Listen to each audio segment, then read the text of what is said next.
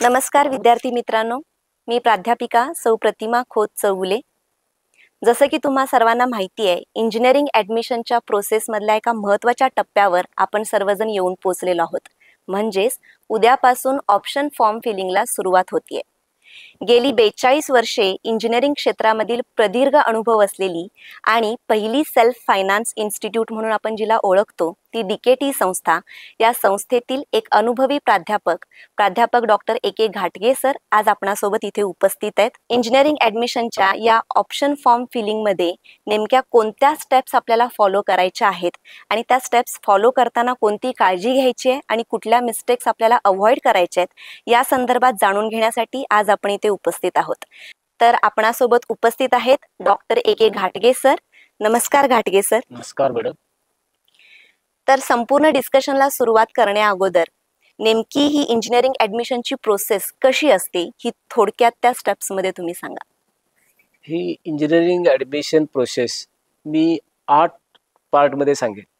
त्यातला पहिला पार्ट म्हणजे online option form filling, 2 number verification of document and confirmation at scrutiny centre, 3 provisional merit list, 4 number final merit list, 5 number option form filling, 6 number allotment, 7 number acceptance of seat आणि 8 number reporting to the institute. त्यातल्या पहिल्या 4 already संपलेल्या आहेत आणि 5वी जी step आहे option form feeling तिथं आपण आता पोहोचलेलो आहोत। जसे की तुम्ही म्हणालात की ऑप्शन फॉर्म भरण्याची प्रोसेस आता चालू होतीये, म्हणजेच हे कॅप राऊंड कधीपासून चालू होत आहेत? ॲक्च्युली स्टेट सीईटी सेलच्या नोटिफिकेशन नुसार हे कॅप राऊंड 3 असणार आहेत।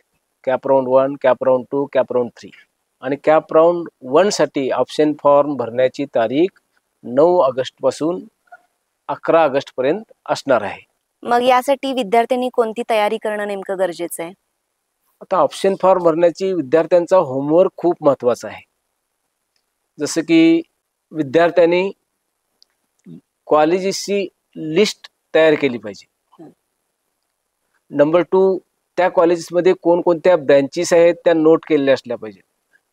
नंबर 3, त्यांचे चॉईस कोड्स त्यांनी लिहून ठेवले असले पाहिजेत। आणि लास्ट म्हणजे हे सर्व एका वहीमध्ये बेस्ट ॲट द टॉप अशा पद्धतीने त्यांनी अरेंज केलं असलं पाहिजे। ही लिस्ट त्यांना खूप महत्त्वाची असणार आहे ऑप्शन फॉर्म भरतेवेळी। ओके, म्हणजे जसं तुम्ही म्हणता की ऑप्शन फॉर्म भरताना कॉलेजची लिस्ट ही खूप महत्त्वाची आहे। मग कॉलेजची लिस्ट बनवताना नेमक्या कोणत्या गोष्टीवरती फोकस करायला हवा? आता कॉलेजची लिस्ट बनवताना मुलांनी लक्षात घेण्यासारखं म्हणजे नंबर 1 कॉलेजचं ब्रँड नेम, त्यामध्ये त्यांच्या ब्रँचच्या NBA NAC ॲक्रेडिटेशन आहेत का हे बघितलं पाहिजे। दुसरं कॉलेजचं लोकेशन, कारण एरिया खूप महत्त्वाची। मी आहे इचलकरंजीचा आणि कुठली तरी औरंगाबाद इकडली कॉलेज घालत असेल तर त्याला अर्थ राहणार नाही। लोकेशन खूप महत्त्वाचं। नंबर 3, त्यांच्या प्रिव्हियस इयर कट ऑफ आपल्याला माहीत असलं पाहिजेत। नंबर 4, त्या कॉलेजची फीज, हॉस्टेल फीज, इतर खर्च हे जाणून घेतलं पाहिजे आणि ते आपल्याला अफोर्डेबल आहे का, या सर्व गोष्टीचा विचार करून मुलांनी लिस्ट बनवली पाहिजे। अर्थात ही खूप महत्त्वाची प्रोसेस आहे। तर मग या जी तुम्ही आता माहिती दिली, तर याच्या व्यतिरिक्त अजून कोणत्या गोष्टींबद्दल जाणून घेण्याची गरज आहे? विद्यार्थ्यांनी या ऑप्शन फॉर्म फिलिंगला प्रोसेसला फेस करतेवेळी आणखी खूप महत्त्वाच्या गोष्टी म्हणजे काही टर्मिनॉलॉजी आहेत ते त्यांनी लक्षात घेतले पाहिजेत, अंडरस्टँडिंग केली पाहिजे। म्हणजे ऑटो फ्रीज आहे, सेल्फ फ्रीज आहे, बेटरमेंट आहे, सीट ॲक्सेप्टन्स, अलॉटमेंट, अशा ज्या टर्मिनॉलॉजी आहेत त्यांचं डिटेल त्यांनी अंडरस्टँडिंग करून घेतलेलं असलं पाहिजे। दुसरं, ऑप्शन फॉर्म एकदा भरला की पुन्हा त्यामध्ये एडिट करता येत नाही, हे लक्षात ठेवलं असलं पाहिजे। तिसरं, ही अलॉटमेंट जी प्रोसिजर आहे ही माहिती असणं खूप गरजेचं आहे, कारण अलॉटमेंट होते वरून होणार आहे, टॉप पासून, म्हणजे कुठेही रँडमली विद्यार्थ्यानं कॉलेज घातलं असेल तर ते चालणार नाही आहे। आणि चौथं महत्त्वाचं म्हणजे जे काही सीईटी सेलनं शेड्यूल दिलेलं आहे ते शेड्यूल लक्षात ठेवणं गरजेचं आहे, त्या वेळेतच त्या गोष्टी करायच्या आहेत। ओके, म्हणजे ह्या तुमच्या डिस्कशनमध्ये तुम्ही एक सांगितलं की एकदा आपण ऑप्शन फॉर्म भरला की तो पुन्हा आपण अल्टर नाही करू शकत, चेंज करू शकत नाही, त्यामुळे ही खूप महत्त्वाची गोष्ट आहे। मग हा ऑप्शन फॉर्म नेमका भरायचा तरी कुठे? ऍक्च्युली ऑप्शन फॉर्म हा ऑनलाईन भरायचा असतो.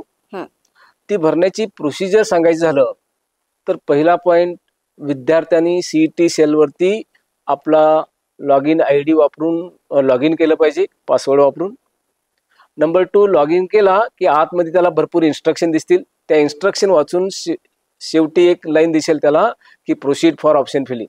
त्याच्यावरती क्लिक केला की तुम्हाला काही स्टेप्स आहेत, 4 स्टेप फॉलो करायचे आहेत. त्यातली पहिली स्टेप म्हणजे शॉर्टलिस्टिंग ऑफ द ऑप्शन्स. म्हणजे वेगवेगळे कॉलेजेस, त्यांच्या ब्रँचेस हे सिलेक्ट करून तुम्हाला शॉर्टलिस्ट करायचे आहेत. Number 2, set their preference. म्हणजे काय, एकदा शॉर्टलिस्ट केला तर रॅन्डमली शॉर्टलिस्ट केलेला आहे, तुम्हाला त्याला प्रिफरन्स द्यायचा आहे. तर प्रत्येक कॉलेजच्या समोर त्याला बॉक्स दिसेल. तर पहिला ज्या बॉक्सला क्लिक कराल तो ऑप्शन नंबर 1 असेल. मग आणि 10व्या नंबरला दुसऱ्यांदा क्लिक केला की तो ऑप्शन 2 असेल. अशा पद्धतीने सेट द प्रिफरन्सेस. थर्ड, त्याच्या पुढे सेव्ह आणि प्रोसीड गेलात की तुम्हाला ऑप्शन फॉर्मची समरी दिसेल. आणि त्याच्याही पुढे गेला की तुम्हाला काय दिसेल, कन्फर्मेशन ऑफ ऑप्शन फॉर्म दिसेल. कन्फर्म वरती क्लिक करायचं आहे. एकदा कन्फर्म वरती क्लिक केला की विद्यार्थ्याच्या मोबाईल वरती OTP जातो. त्यानं तो OTP तिथे फिलअप करायचा आहे. म्हणजे त्याला ते काय आहे, फायनल ऑप्शन फॉर्म भरतोय असा अर्थ आहे त्याचा.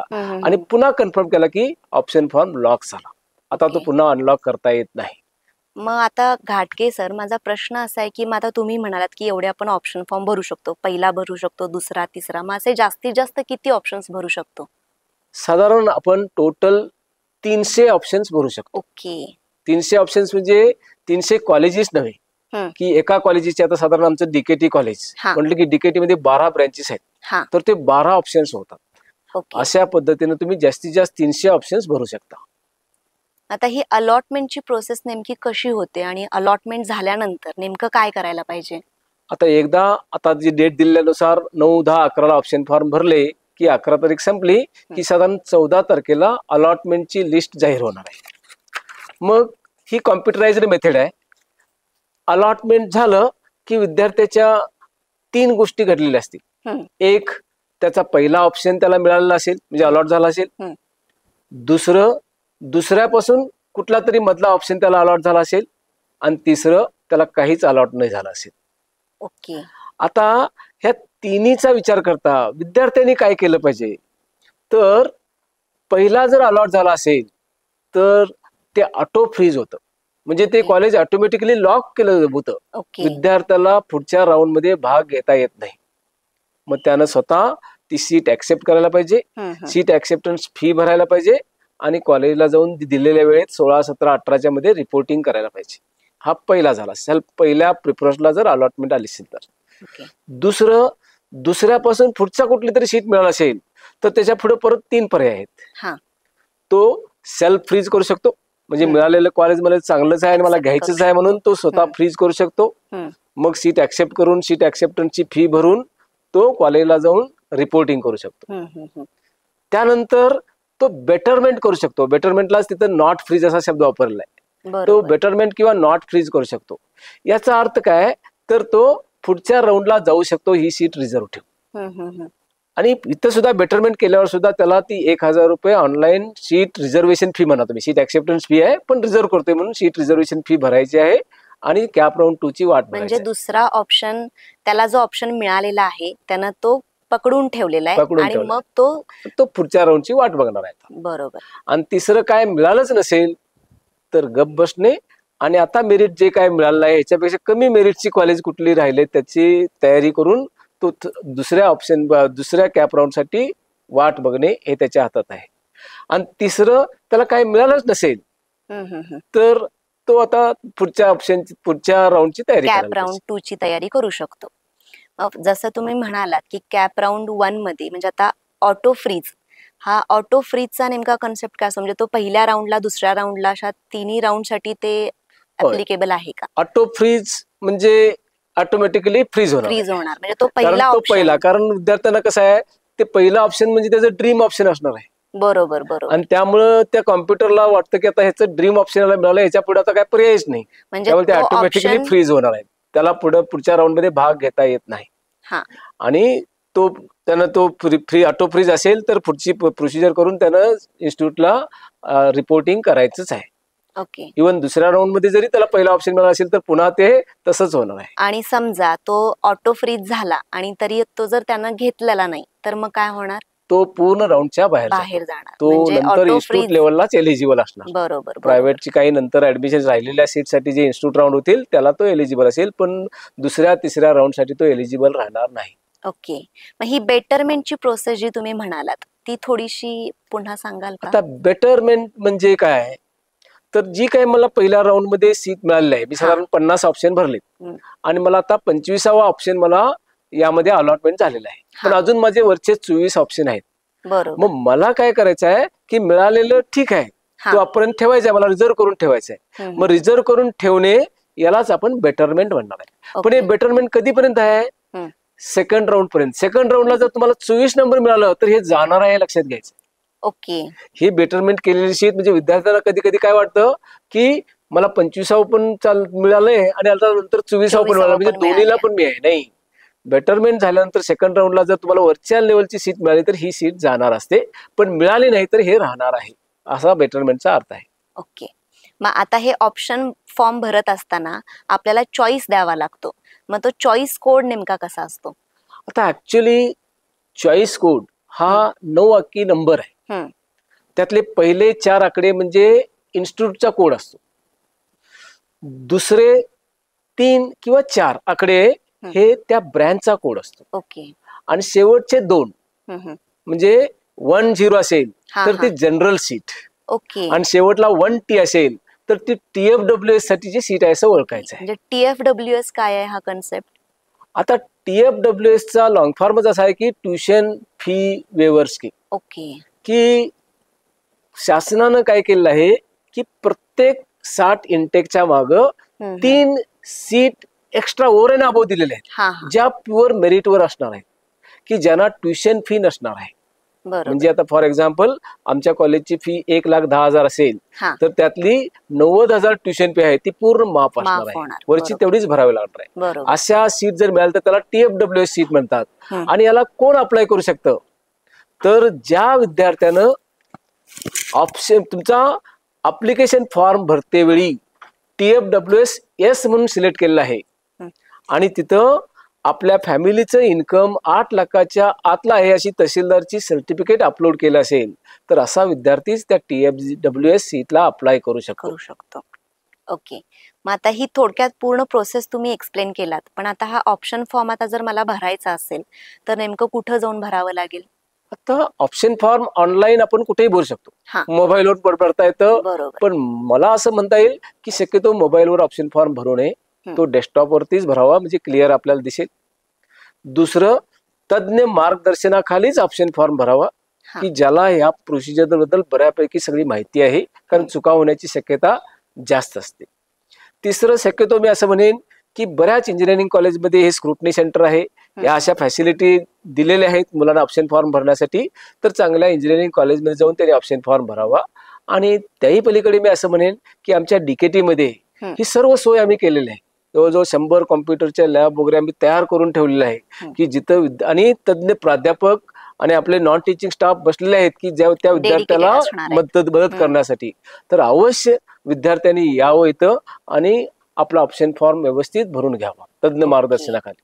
ही प्रोसिजर तर पूर्ण लक्षात आली. मग आता थोडक्यात इन शॉर्ट तुम्ही त्यातून घ्यायची काळजी काय आहे हे काय सांगू शकाल? तर काळजी मी एक म्हणेन यातलं महत्वाचं, ऑप्शन फॉर्म एकदा भरला तर नंतर बदलता येणार नाही, बरोबर, हे कायम लक्षात ठेवायचं आहे. त्यामुळे ऑप्शन फॉर्म भरतेवेळी खूप खूप काळजीने भरायचं आहे. आणि त्यामुळं दुसरा नंबर, तज्ञ मार्गदर्शनाखालीच ऑप्शन फॉर्म भरावा, कुठेही इकडे तिकडे जाऊन भरू नये.